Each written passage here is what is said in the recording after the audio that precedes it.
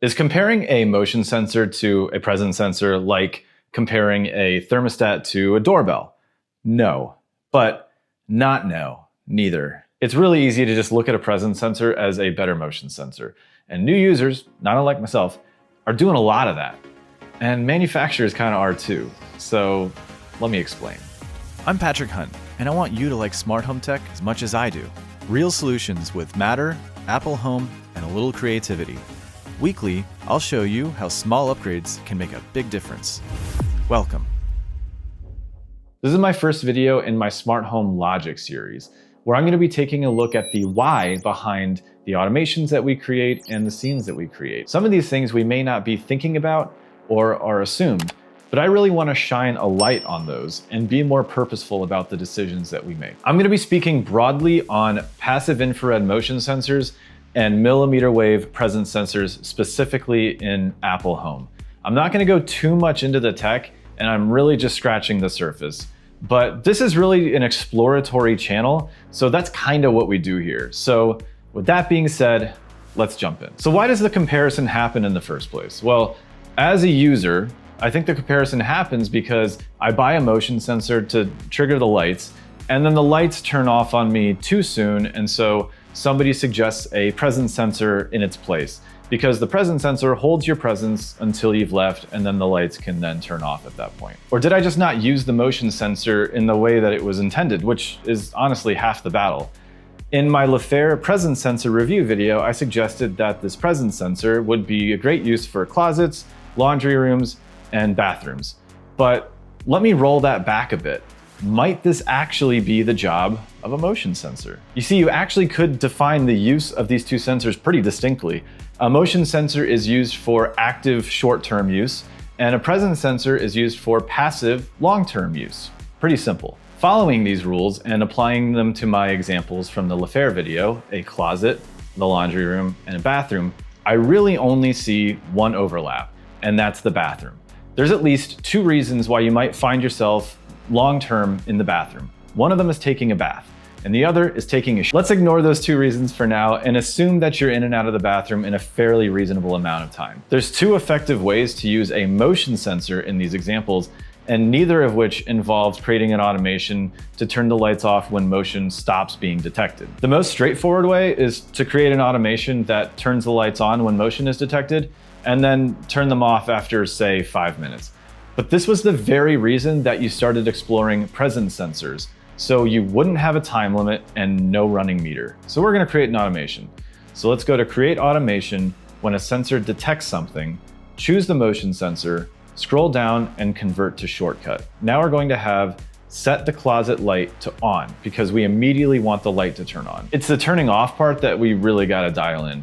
So we're going to create a countdown that can be disarmed 5 or 6 times. Let's drop in a repeat block. This is just a container for the following actions. We'll set it to repeat 5 or 6 times with a wait between repeats, meaning it's going to wait 15 seconds before it acts on occupancy detected or not detected. If it's detected, let's stop the shortcut altogether and let the motion sensor detect motion all over again, which takes us back to the top where we had to set the light on in the first place. But let's say motion is not detected after that first pass, but you're still in there and just being very still. The light's not going to turn off. It's going to wait 15 seconds and do another pass. Still not detected, another pass, and another, and another. And unless you're dead, you've likely moved by now and reset that countdown.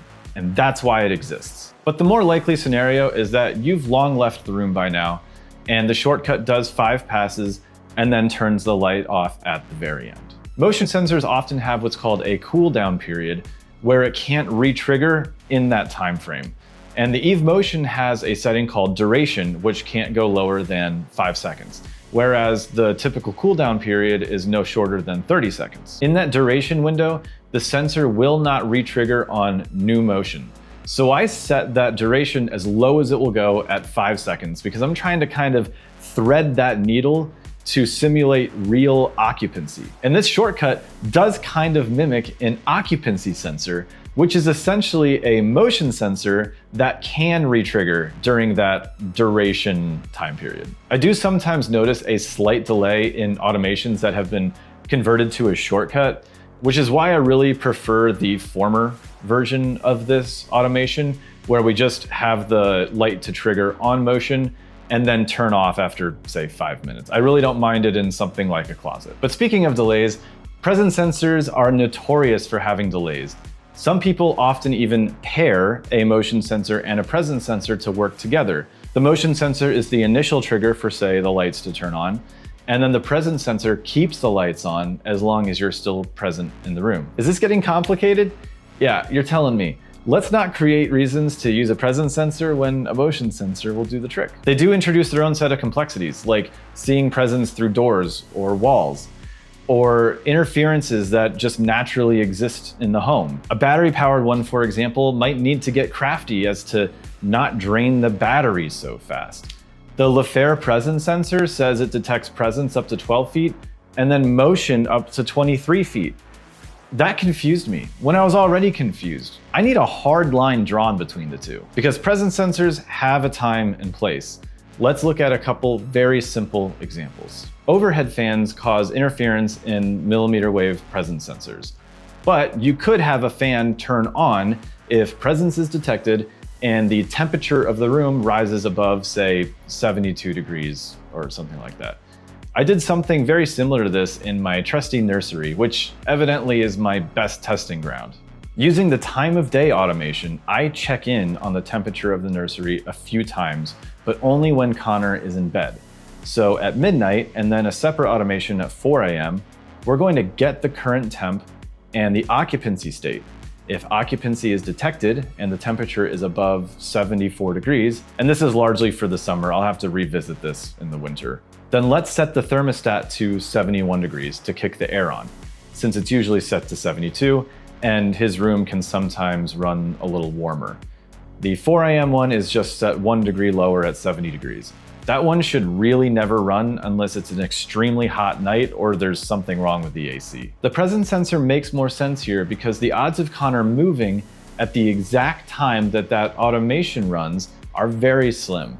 And you really wouldn't want the automation running every single time motion is detected. And I'm not even confident I know how that automation would work. There are other ways to achieve something similar or even more efficiently with the ecobee thermostat and the smart sensors, but that's another video. So is comparing a motion sensor to a presence sensor like comparing a thermostat to a doorbell? No, because they are both key elements in a much bigger home automation effort, and that is room occupancy tracking. That's the goal, isn't it? For your smart home to only do what you want it to do when you want it to do it, and never when you don't want it to do it. Half the battle is certain actions happening when you're present, like a light turning on, or the temperature being right for this room or this part of the house. This opens a huge door. Motion, presence, occupancy, context, intent, continuity. Devices actually collaborating, not just coexisting. There are so many touch points that a person has with their smart home that could highly suggest that a room is occupied, like manually turning on a light, or closing a door, or the humidity level rises significantly. All those things working together could say to the smart home, hey, this room is occupied. Yet in Apple Home, these elements can't be easily configured to define occupancy. Instead, we have one presence sensor losing presence detection and occupancy has left the building or the room. There's a plugin on Homebridge called Magic Occupancy Switch, and it sounds like the solution, or at least part of the solution, and that's a concept for a future video. But for now, I rely on single sensors and complex automations for motion detection and presence detection. So let's check in on the LaFaer LWR01. This is a mmWave presence sensor. It's battery powered and it's matter over thread. And I'm happy to hear helpful comments and suggestions on not only this whole video, but it would be great to get some help on this point specifically. I cannot escape false positives and false negatives with this device.